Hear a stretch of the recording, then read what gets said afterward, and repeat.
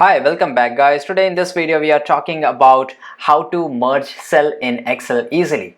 Why you do want to know how to merge cell in Excel easily? Well, maybe it's your first time using and you don't know how to do it, so no problem. So today I will show you how to merge cell in Excel easily. By the way guys, check the video description and I will try to leave the written instruction there.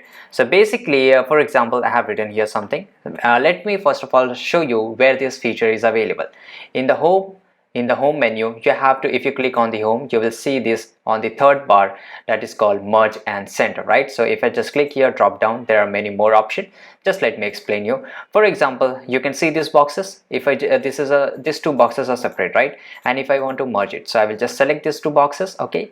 And here I will click here merge and center. So basically it is already merged. You can see this is merged and this is not. So this is what called merge and center, and you just want to undo it, right? So just click it once again and it will turn it to back, right? And there are many more features. For example, if I just select here like this, I have selected 4 boxes here, and after that you can see that merge across. So click on the merge across, you will see that the 4 boxes are merged into one another but not into interchange, right? You can see that these are 2 long boxes.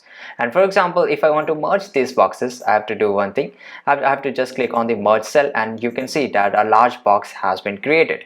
So there you go guys. If you want to know how to merge cell in Excel easily, this is the easiest way I know how. If you know another way how to merge cell in Excel easily, leave a comment below. Be sure to subscribe for more videos. Thank you for watching. Goodbye.